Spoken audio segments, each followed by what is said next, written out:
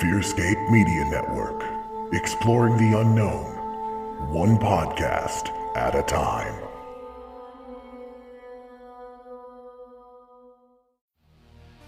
Hello, dear friends. I'm your headmister, Lord Stefan Gearhart. And I am your co-mister, the man with no name, Lance Wayne. And together we are the Misters of let's try it again. The Misters of the Lance! The Misters of the Dark! Oh, shut up!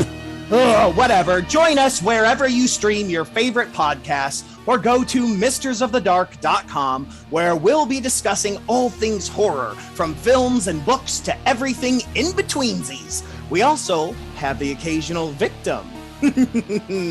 I mean, guest. Only on the FearScape Media Network. Shut up, Lance! I always get the last laugh.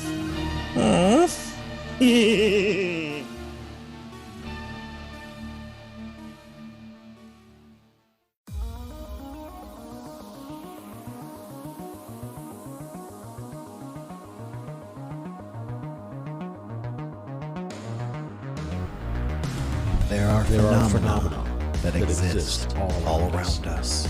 Kids playing above something, and above something unknown flies over and disappears. People driving at night, seeing huge creatures cross the road. People waking up to find their cabinet doors ripped open in their kitchen. Strange things happen every day around the world and seemingly at the same time and area. But are these occurrences connected?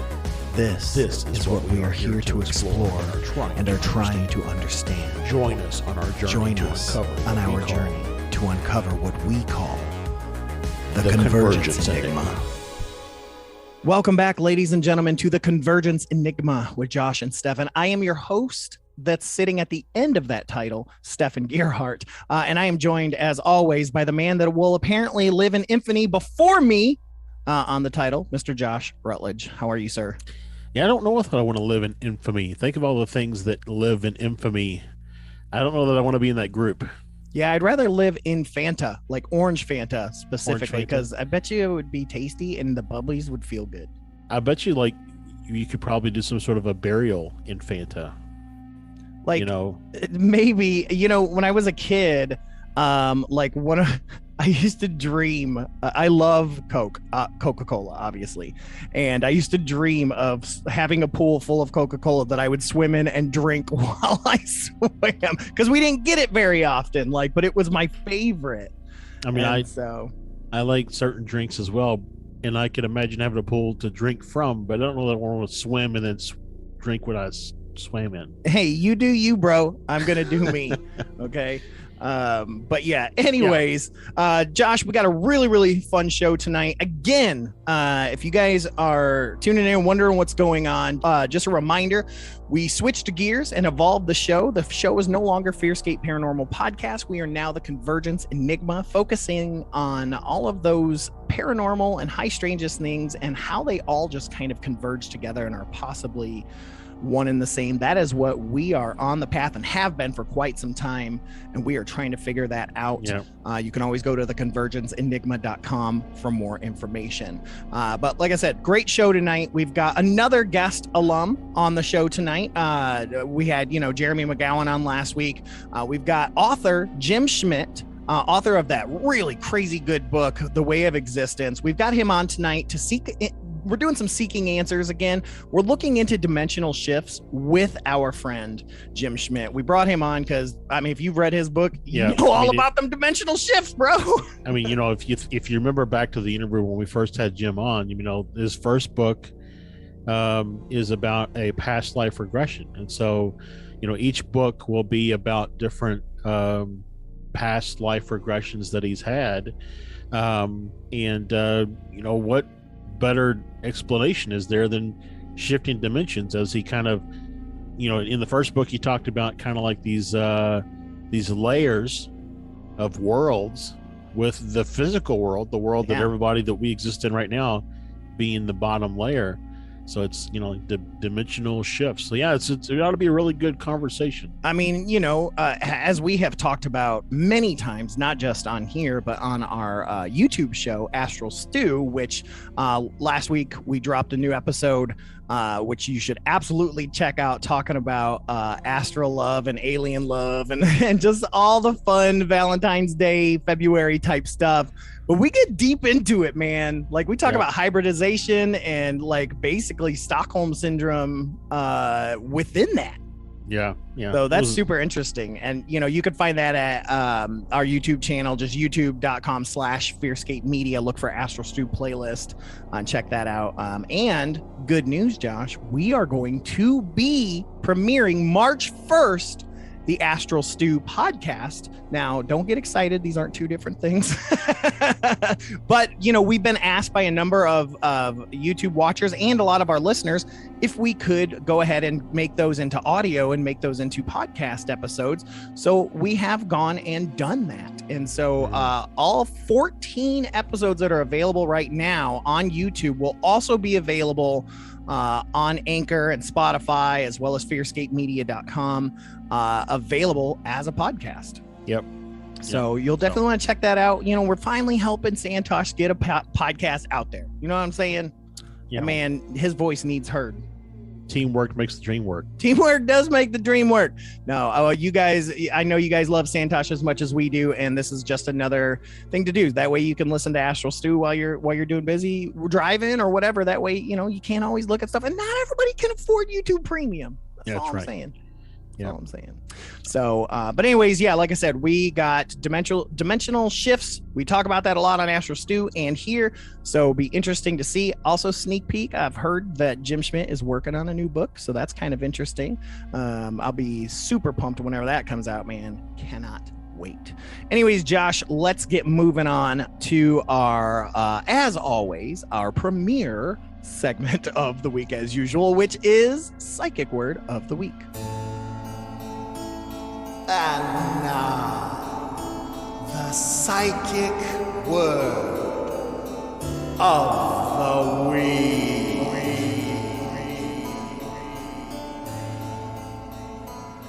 Psychic word of the week, as usual, comes from the June G. Bletzer, PhD, rest in peace, Honey Bear, from her book, The Encyclopedic Psychic Dictionary. It came out in the 80s. I flipped through the pages, Josh. I landed this time on, where'd it go?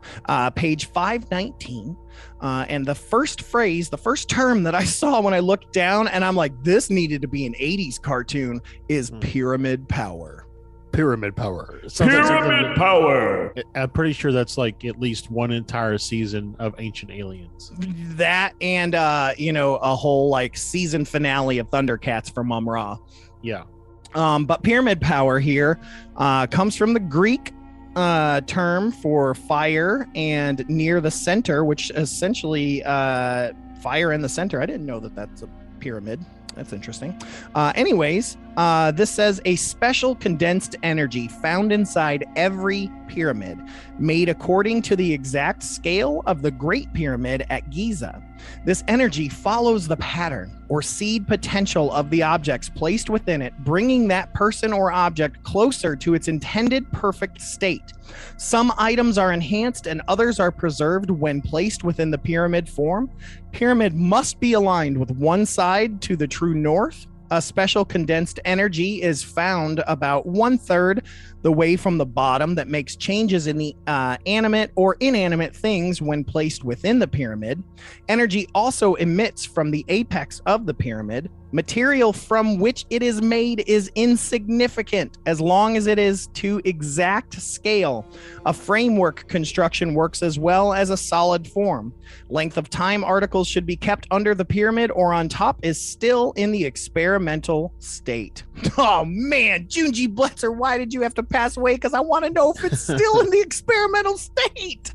I mean, I really do feel like that this is kind of, when they talk about in, the ancient astronaut theory, and I mean, I've heard it other places where they talk about the pyramid being like these, ancient batteries and power generation centers and all that kind of stuff. And well, how even in pagan, go ahead. Sorry. I was going to say, now we're finding pyramids, other places around the world. And, it would make sense that if they are batteries, in fact, and they're being charged somehow by the Earth, even that they exist other places. So go ahead, pagan. Well, I was just gonna say pagan New Age. We use pyramids quite a bit.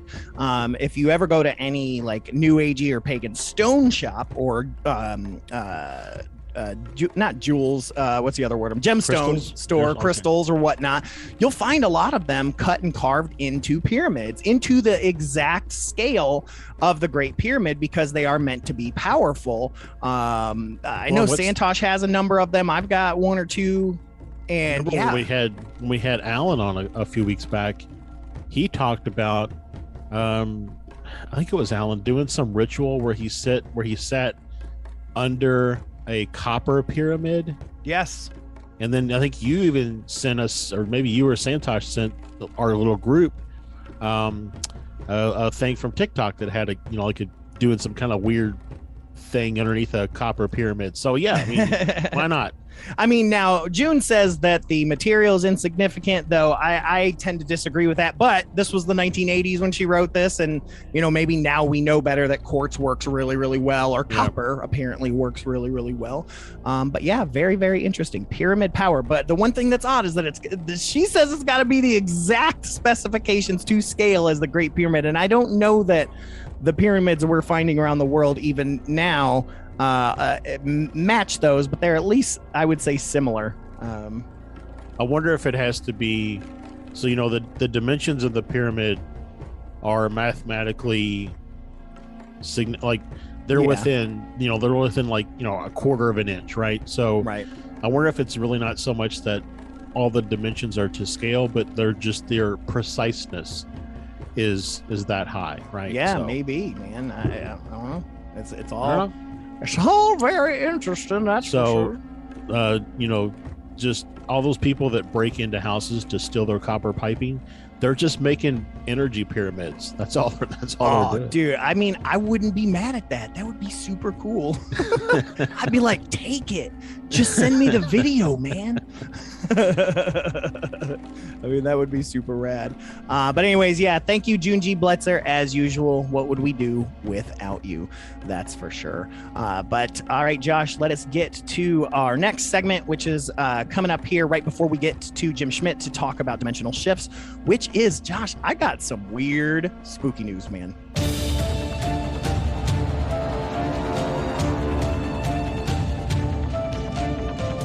All right, Josh, I got some spooky news here for you. This one comes from the Daily Star in the UK. Now, don't get me wrong. I think the Daily Star might be equivalent to the National Enquirer here.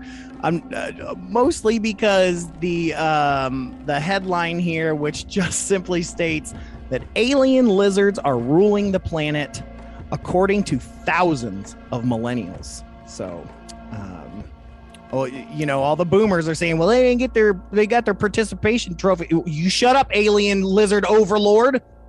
They know you. They know what's going on. And Gen Xers, we already knew our parents were alien overlords this whole time. Anyway, that's right. Just took a while for millennials to catch up. I mean, there was that movie even, the kid's mom was from Mars, remember? Oh, yeah. So anyways, here's what this says. Exclusive. A poll found that 12% of people between the ages of 24 and 35 believe that the world is being ruled by lizards in human form, including the royal family and all the presidents. More than 1 in 10 millennials reckon that the world is controlled by lizards in human form. This poll found 12% of those aged 24 to 35 said they believed in the reptilian conspiracy theory. The idea, championed by former BBC presenter and Hereford United goalkeeper David Icke, states that shape-shifting reptilian aliens have ruled the earth for centuries. He claims that rulers, including American presidents and members of the royal family, are really reptilian humanoids who control and manipulate human societies for their own gain. We know David Icke. We've talked about him with Alan Greenfield. He's got supporters in nearly 50 countries and regularly gives lectures about his belief system to crowds up to 6,000 followers and even more sometimes. This study, this was done by 2,000 Britons, was done by topcasinobonus.com. Oh, there's a legit site.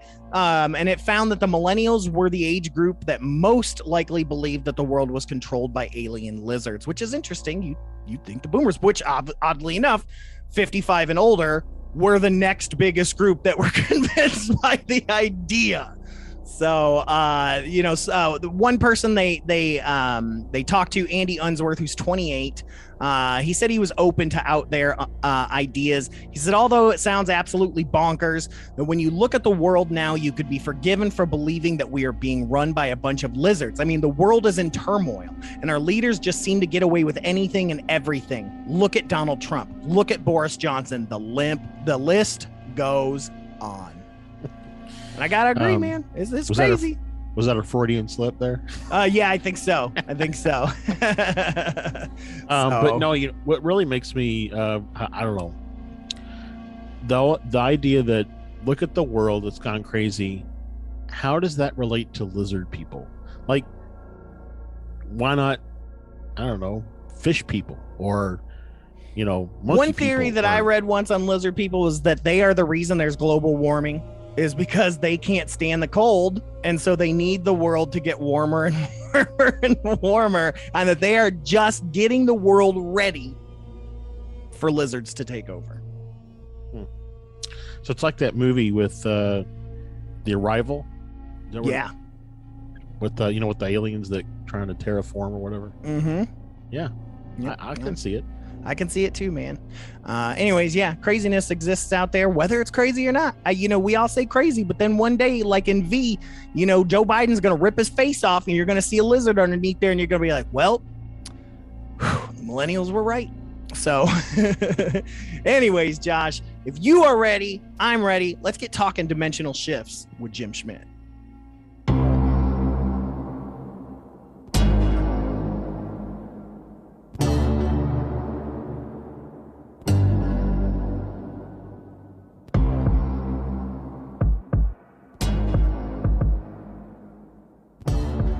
All right, Jim Schmidt, thank you so much for coming back on, author of The Way of Existence. Thank you so much for coming back on the now newly improved The Convergence Enigma with Josh and Stefan. Man, it's been almost over a year now since we've got to really, really talk since then. How have you been, sir?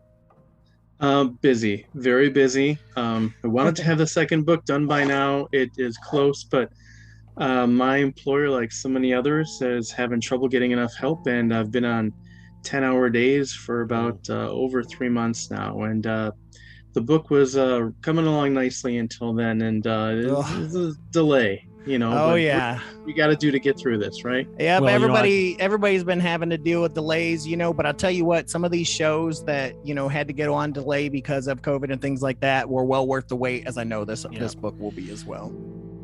Yeah, I mean, I was going to say the same, that it's at least you decided to kind of put it down until you had the time to really focus on kind of finish it out the right way. Because I think so many people would just be like, I'm 25 pages left. Let me just jot some stuff down and send it over to let me just put to be continued. Yeah. Right. Yeah.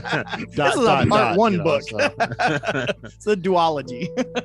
But so yeah, tonight I wanted to, if we can, and I know Stefan, you teased it up in the beginning, but really we want to talk a little bit about some kind of, dimensional shifts. And so one of the things that I wanted to tie back into when we had you on, we talked about your first book, The Way of Existence, and the way you kind of set that stage up for us is that your first book was a telling or an account of a previous life that you had. Mm-hmm.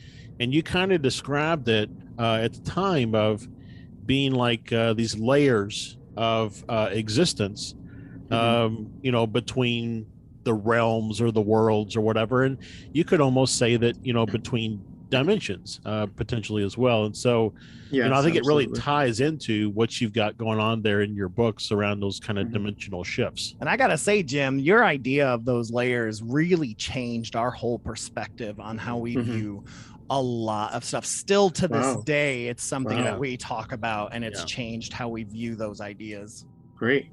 Awesome. Yeah. Literally, the first book and this second book, they actually do take place I would say, around the Earth in the fourth dimension. And at the end of this book, the character transitions from the fourth dimension into the third dimension. If I remember correctly, your dimension, the dimensions that you describe in your books, the lower in number, the closer you're getting to the physical space on Earth that we all are existing in at this point in time. Right. Mm-hmm. So is one that lowest number, or is it 0? No, it's 3. The third dimension. Oh, it's 3. Okay. Yeah. So Well, that makes sense. in the first book and the second book, the character is in what you would call the fourth dimension, also what a lot of people call the astral plane. And at the end of this book, the person transitions to the third dimension, which is this person, which is actually the beginning of this life. So the first and second book actually describe the life, well, a lot further back, but the majority, the bulk of it describes the life immediately preceding this one for me. Okay. That's awesome, man. I don't even have to say it, but I'm in. Yeah. So, one of the things that we've teased around a little bit about, and I've certainly, something that I've been on, and probably since you were last on, you definitely inspired this line of thinking for me, is that a lot of these things, and I'll use the description of what's kind of depicted or shown in the Constantine movie with Keanu Reeves. Great movie. Where where both heaven and hell are simultaneously existing alongside of our physical space. And so it's really just a matter of a shift of perspective to see one or the other. And although I don't necessarily personally believe in heaven or hell, I like the idea that there are these dimensions that are currently existing alongside of the space that we are inhabiting and experiencing reality in. But there may be creatures or beings that make up our folklore that also exist in these places. And rare occasions in history, we snapped a glimpse of a fairy in another dimension, and then that spawned into existence our lore around fairies. And there's a lot of theory that jinn inhabit all dimensions. Like they're able to just flow from dimension to dimension. Right. It's funny you mention that. I have an interesting story about that. If you remind me to talk to you about it later. There's just not time on this podcast to talk about that. But yeah, absolutely. I have to agree with everything you guys say. I would say when you say you don't believe in heaven or hell, I would say my understanding is that most people just they kind of the traditional, I want to put the air quotes up here, the traditional definitions of heaven and hell. To me, even when I was like a child, learning about God and religion and things like that, I never thought that God was really an old man who lived on a cloud. I always thought that it was a representation. So that these understandings that people had, it was kind of like people struggling to understand things the best that they could, kind of like when aliens came to the world and they thought they were gods, things like that. It was people were struggling to do their understand as best as they could. We process, we've talked about it a lot. We've had different guests on. I'll always credit back Stefan because he was the first person to bring it up on the show. The idea that when the Europeans first landed in what is now, the American continent, that the Native Americans that were here likely didn't even see the ships because they couldn't process in their minds what they were experiencing. And so it might have appeared to them that these people just kind of came out of the sea and appeared in front of them. And so, you're absolutely right when you think about how we process things and how we rationalize them. And really, I read something once that the brain is constantly trying to protect us from, for lack of a better term, going insane. And so the brain will create these fabrications, if you will, of the truth in order to protect us and protect our psychic, or not psychic, but our psyche. Mhm. So it really makes you wonder, how much of these things that we see as birds are not birds, but we see them as birds because our brain interprets that in order to protect us. So.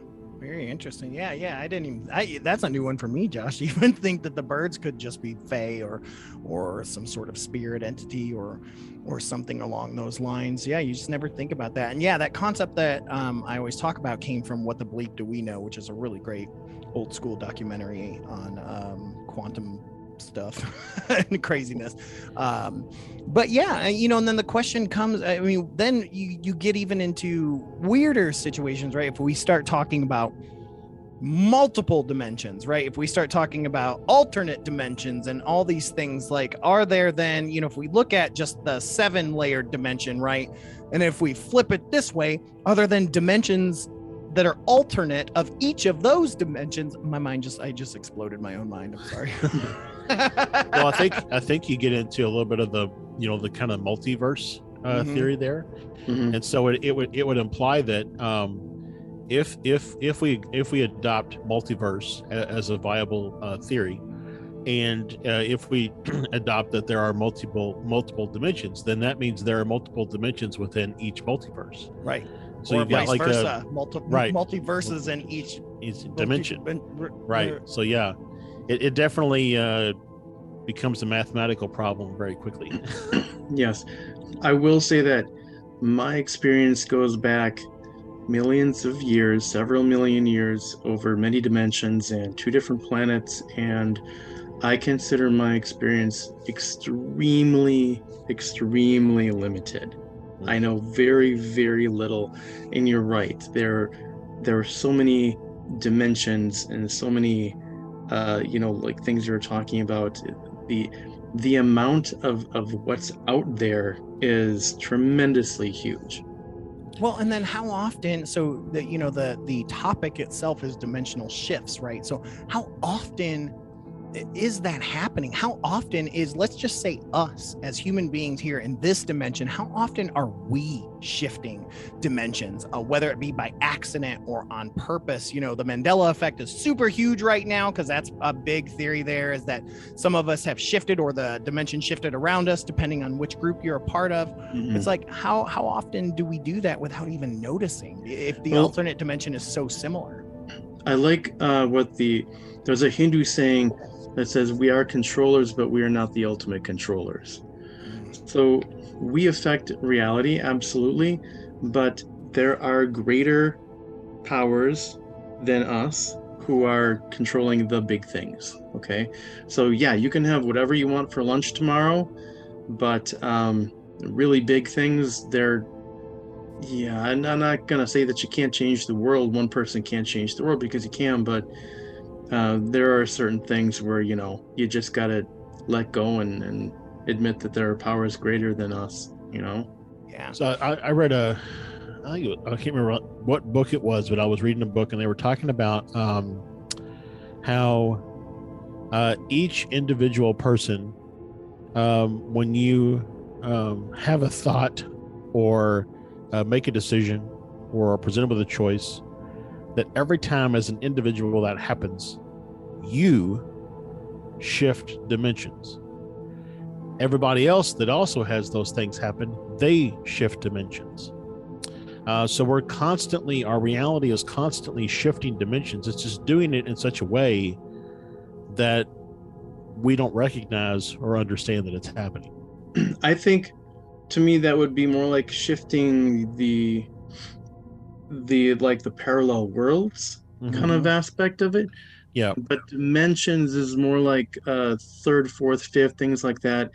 As far as the physical dimensions go, there are definite shifts in the rules of physics between the third and the fourth and the fifth dimension. Even in the fourth dimension, now there's something called intrinsic spin. Okay, in subatomic particles. Only things that are like the size of an electron and smaller have intrinsic spin. Things larger than that do not have intrinsic spin because they're too big. The fourth dimension is rolled up. It's very small. I don't know if you've ever heard of that idea. And things larger than an electron just are too big to have intrinsic spin. Now, the characteristic with intrinsic spin is if you take, say, like an electron or a photon, and you spin it 360 degrees, its intrinsic spin, if it was plus before, it will now be minus. But if you continue to spin it another 360 degrees, it will go back to its original intrinsic spin. Wow. And that's because in that fourth dimension, to make a complete turn, you have to turn 720 degrees, not 360. And I once had a teacher who used to, without getting into details, he explained to us that sometimes when you're dreaming or on the astral plane, you'll get lost because of that effect. You'll be walking and you think you turn around, and then you turn around again, but you've only turned 360 degrees and you're lost. This doesn't make sense. But he said, just keep turning another 360 degrees and you'll be back where you were. So that's an effect that shows itself both in subatomic particles and in the astral plane when you're dreaming. Again, a big theme that I keep pushing is people always want to push this big disconnect, like science and spirituality are enemies. Yes. And they're diametrically opposed. Absolutely not.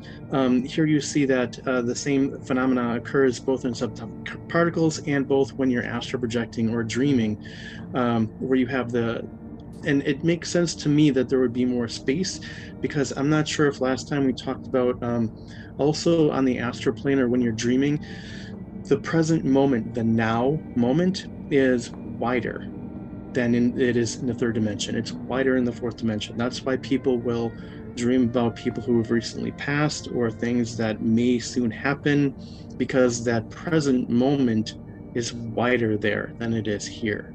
So kind of like wider in space, wider in time.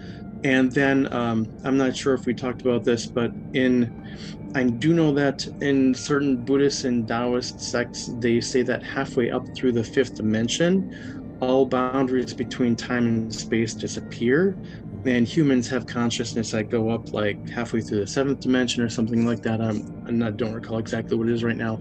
So because we have consciousness beyond that, that's why people can go in their mind and go back in time and forward in time. And when you go forward, you see probabilities and possibilities. It hasn't happened yet, but lots of interesting things there. Oh, yeah. And Go ahead, I was just going to say, it's interesting you talk about that our consciousness expands up into those dimensions, because that's something else that I've been really thinking about lately is the idea that, so we talk about the astral plane. Of course, there's the whole idea of like astral travel and such, that you can leave your physical body and take your spirit, your energy body, and go and explore the astral plane. But something that I've been really thinking about lately is that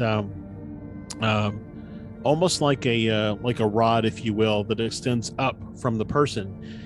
You can't see it, but that rod of light or whatever however you want to envision it, almost like a spotlight pointing straight up in the sky, if you want to think of it that way, that the part of you that lives here in the physical body, it stays, but it's always connected to the part of you that exists in the astral plane, and the part of you that exists in the plane above that, and the part of you that exists in the plane above that, and so on and so forth. And so whenever your physical body dies, that spiritual body just basically reconnects with the whole, but it never lost that connection with the whole in its entirety of its physical existence. So when you astral travel, you're not actually leaving your body, you're just reconnecting or tuning into that part of yourself that always exists in the astral plane. Yeah, you're shifting your focus. Yep. So what you were talking about, I did start seeing those when I was in my mid-20s. To me, they didn't look like light. They were actually looked like dark, like shadow that came out of people's heads. And it's not like when you die, the other one starts or something like that, or when you dream, you go connect with that. Both are going on simultaneously all the time. Yeah. And it's just that I kind of think of it as like when you're driving, your physical life is happening out the windshield, and then your dream life or astral life is happening in the rearview mirror. And when you fall asleep or die, you're just shifting where you're looking. That's all. Yep. But they're both going on all the time. It's good to hear, because I'm not off on the weird track somewhere, so that's good.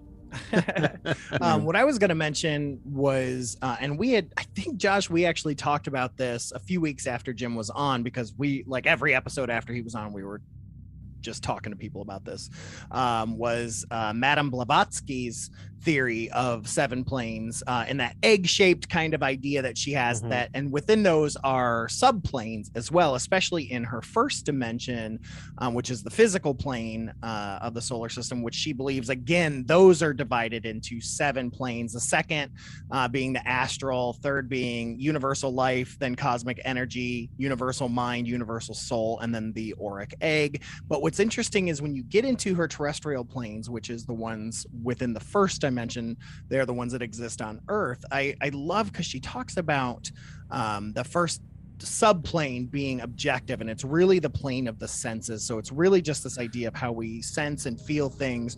But what's really funny is when she gets to the second one, she talks about the astral. So there's an astral subplane, not in the astral plane, which is really interesting as well. But she says there she believed that things were reversed in this astral subplane as opposed to the big astral plane.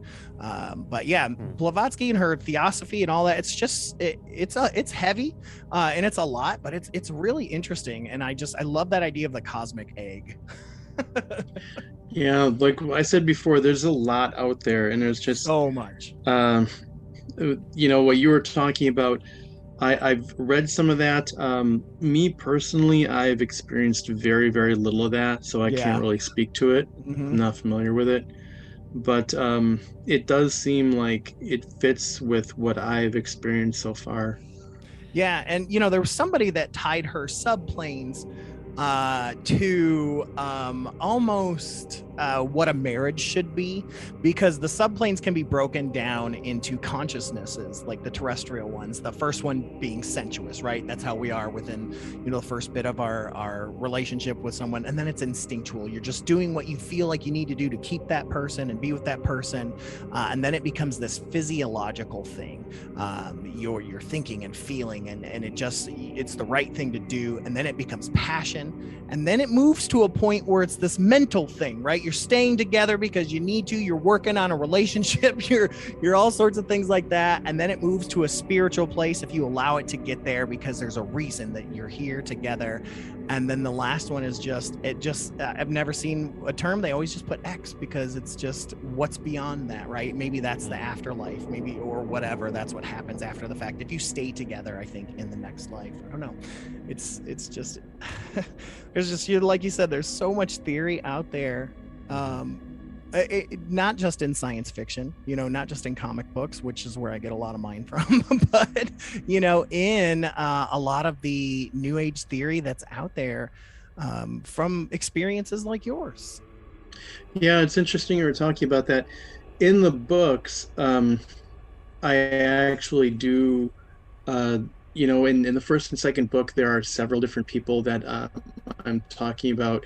Now, in the third book, I'm probably going to go back before that and do a prequel, but in this life, I have met several people that I knew before this life, which I have heard is a crazy high number. But I do actually, I have found several people that I have known before this life, and it's in the book. I kind of look at this because in the book that I'm finishing now, someone I knew actually asked me to find her and tell her about herself, because her and I knew that she would not remember herself in this life again. And when I met her in this life, it's like I can tell she is like so close. She's so close to remembering, but she's not quite there yet. And I can't, like, I haven't really told her about her former self yet, because she needed to be able to grow up and find her own identity. And now she's married and has kids, and she has kind of like she is herself. And to do that, I knew this person a long time ago, and she was younger, a young adult back then, and it wouldn't really have been fair to that person to say, this is what you are. You can't do that. Have you had experiences where someone has recognized you quickly, just as you've recognized them? Yeah, there have been a few people who have recognized me, but just in my experience, it's never been quick. Most people I know for months. Well, one person, was pretty quick, within a couple months. But most of the time it's months or even more than a year before you remember something or someone. Yeah, it's quite fascinating. And, if you think about, like, I am definitely a believer in reincarnation and moving from lifetime to lifetime. And it's fascinating because if you think as time itself being a dimension, right, we are then shifting through dimensionals. We're shifting through dimensions each time we shift to a new life, even if it's just in this timeline, in this dimension. If time itself is a dimension, we are then dimensional travelers, which is really interesting to think about. Well, I want to talk about a few ideas that I talk about in this book here quick before we run out of time. One of the main ideas I try to talk about in this second book here is that just about everybody has, all of the modern people have this mistaken belief that space is the foundation of physical reality. And it's not. Consciousness is actually the foundation of physical reality. Consciousness energy, and consciousness energy creates space. It creates matter within space, and it's not a new idea. It's a very old idea, kind of like everything is the dreamer's dream, but that's considered a superstition, primitive belief, something like that. And when it comes down to it, we've been so thoroughly, heavily conditioned that when people are faced with their own mortality or death or something like that, the big question is like, where does my soul go? Where am I going to go after I die? Or if somebody says, well, God exists. Well, if God exists, where is God? It's all about space. And it's really not. Consciousness energy is the foundation of physical reality. Yeah, I think we talked about that in Astral Stew once. We talked about does consciousness take up space, right? We talked about that. It's like, if you could measure consciousness, could 40,000 bits of consciousness fit into the same size box as 60,000? It's like, I think that we established that no, it doesn't. It's not spatial like that. It's not spatial. Yeah. Well, in fact, sorry, go ahead. I was just going to add that I think there's a philosophy, idealism, I think is the one I'm thinking of, that basically says that all of our reality that we experience right now is created by our consciousness. Right. And again, it's kind of like the Hindu saying we are controllers, but not the ultimate controllers. So consciousness energy is like anything else. Matter pools into planets. There's giant electrical storms in space. Water pools into oceans and rivers and things like that. So consciousness energy, like anything else, pools together in each of us, as an example. But somewhere out there is a biggest, deepest pool of consciousness. And to me, in my understanding, that is what primitive people called, because they couldn't understand it any better than that, they call that God. But that is God, and there is just a biggest, deepest pool of consciousness energy out there, and it's not, this big, debate like, oh, does it exist or is it not, or is there some old man who lives on a cloud that controls everything? That's ridiculous, but when you look at it like consciousness is just another form of energy, and somewhere out there there's just happens to be a biggest, deepest pool of it, and that's what we call God, because we didn't understand it any better than that. So when we try to think of it as like an old man living on a cloud, it doesn't make sense. It can't, because that's not what it is. But when we think of it as just happens to be the biggest pool of consciousness energy, then things, the way what we see around us makes more sense. It kind of fits more with that. So I'm going to go back to, and this is not necessarily dimensional related, but I mean, I think at this point in time, like we're like hitting about 65% of this show has been around dimensions. But going back to an old theory, and I don't know that I ever expressed it on the podcast, but Stefan and I have talked about it. Is the science knows that there is dark matter and dark energy. They haven't figured out a way to measure it, but they know that it's there. Could the dark energy, dark matter, as described, not dark in nature, but just they can't see it. Right. Could those things actually be consciousness energy that is not collected, if you will, into a host, for lack of a better term? Could be. I don't know, but there's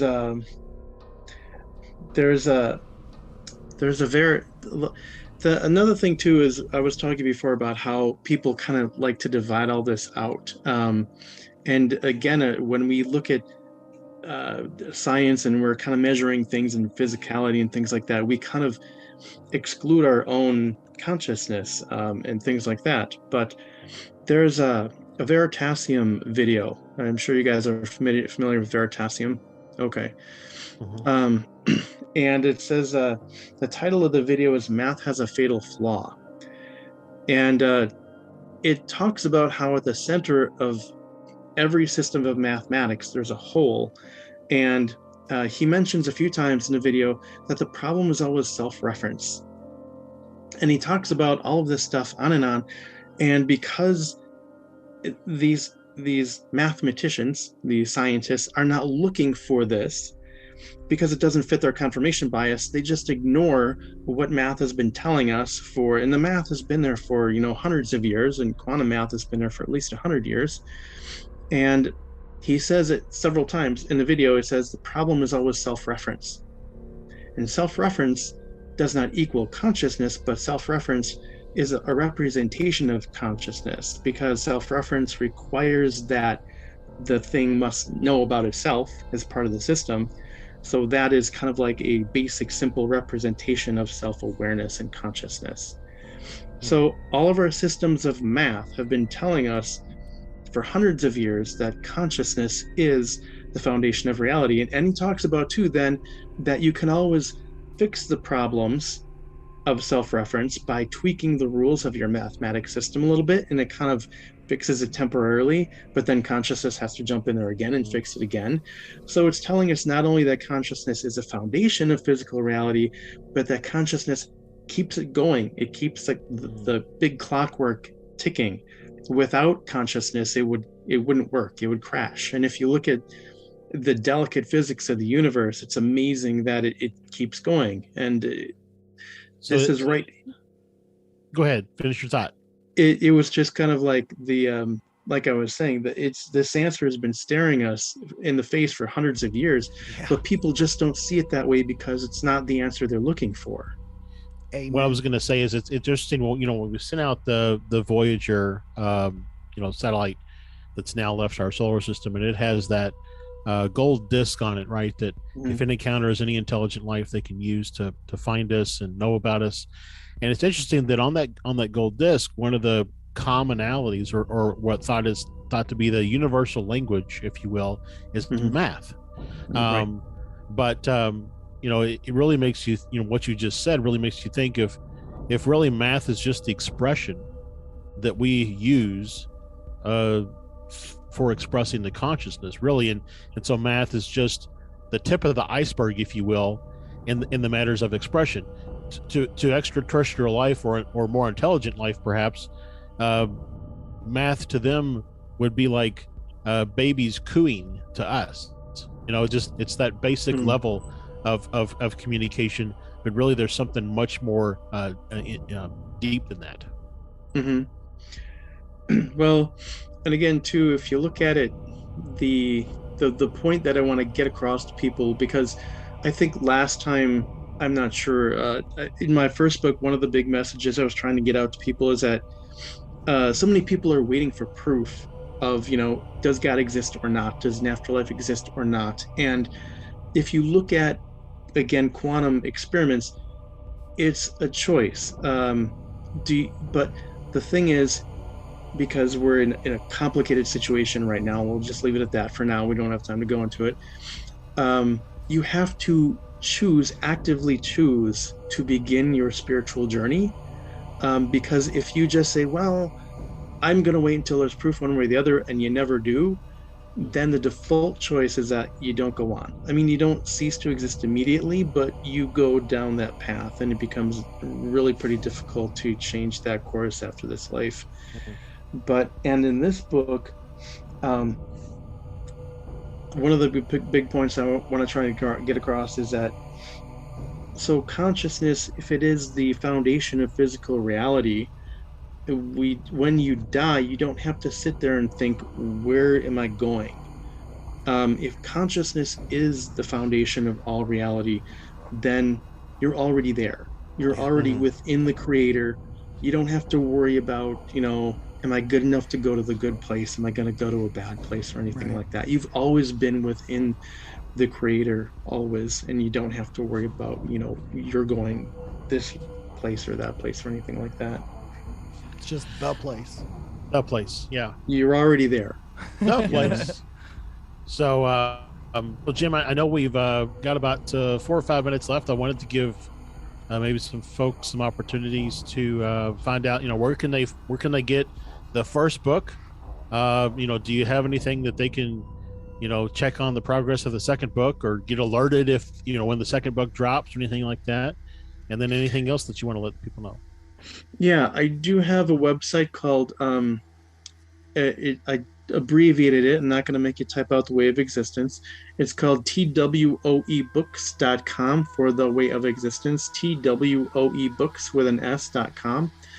And you can pick up a copy of my first book there, and you can leave your email address there. There is a form for that, and I will let you know when the second book is done. Like I said, I'm struggling with it right now, working a lot of overtime, but it should be done this year, not too much later this year, hopefully. Yeah, we definitely, listeners, highly recommend The Way of Existence. If you didn't pick it up last time, if you're a new listener, check it out. The link is in our summary.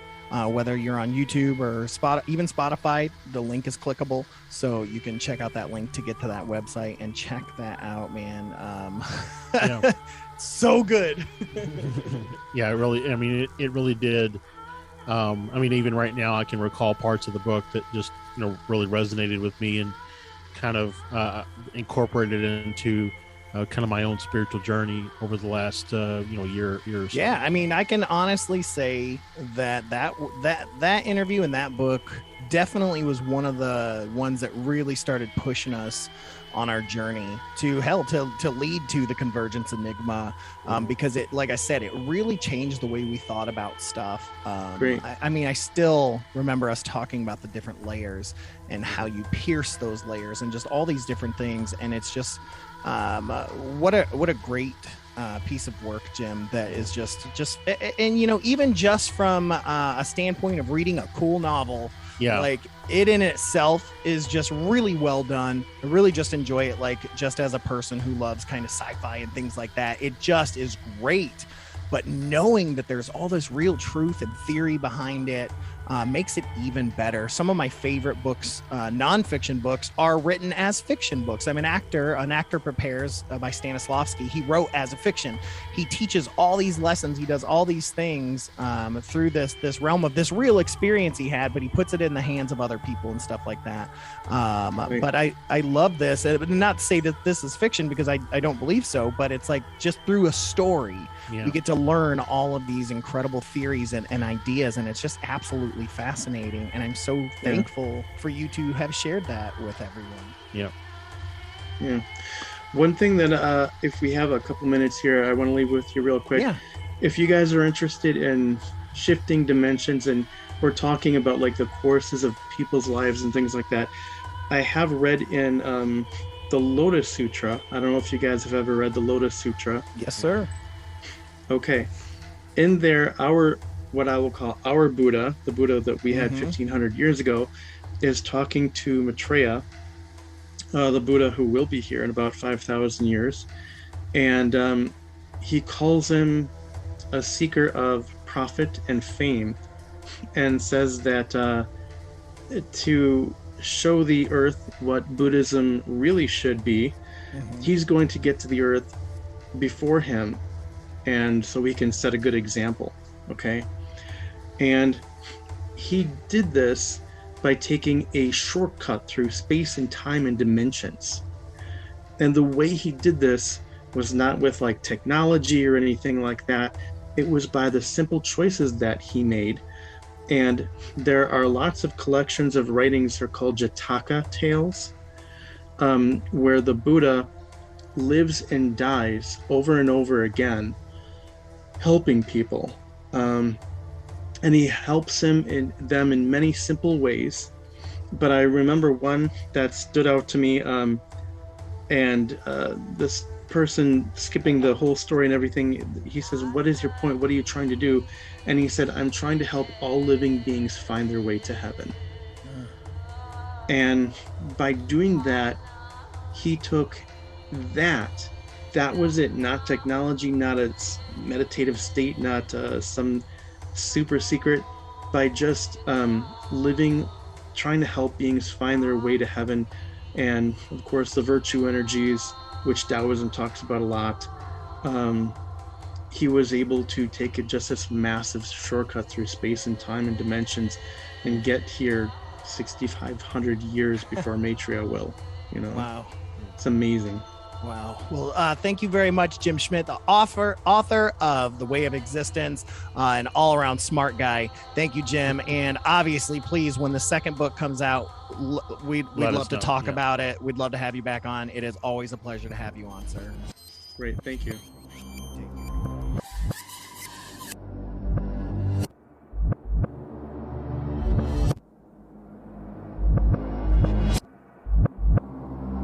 Again, Jim Schmidt, author of The Way of Existence. Thank you so much, Jim. What an absolute pleasure.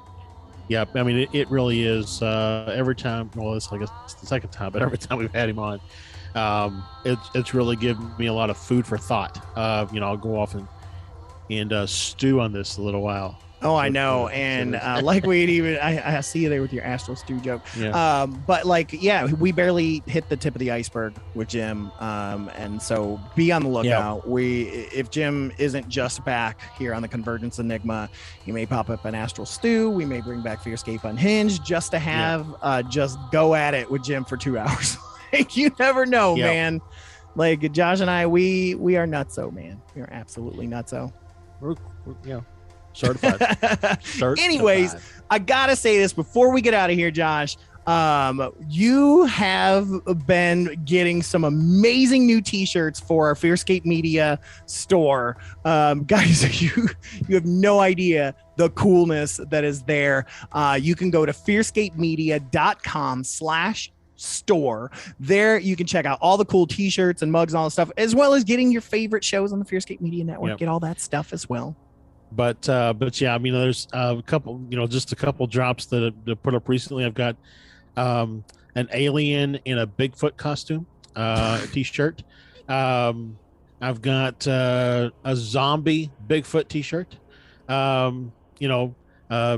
Washington State outline with the Bigfoot T-shirt. So got all kinds of stuff out there, and I'm adding some more. I just got 50 new designs that I'll be adding out there soon that are more around 90s and 80s pop culture. So yeah, and I'm gonna put this out there, listeners, if you're out there and you got some ideas for some shirts and you like to draw or you can't draw, send those in to us at contact@theconvergenceenigma.com, and if we like it, we'll make a shirt out of it and send you one for free. That's that's a fact. And but yeah, if you got an idea, send it to us. I love weird, quirky ideas, man, or even just fun stuff with the names of our shows, or you want to draw Josh and myself, whatever, have fun with it. Or you want to draw the Jersey Devil like Santosh did. So whatever you want to do, whatever floats your goat, but Josh, we're going to go ahead and get out of here. Thank you guys so much for tuning into the Convergence Enigma here with Josh and myself, Stefan Gearhart.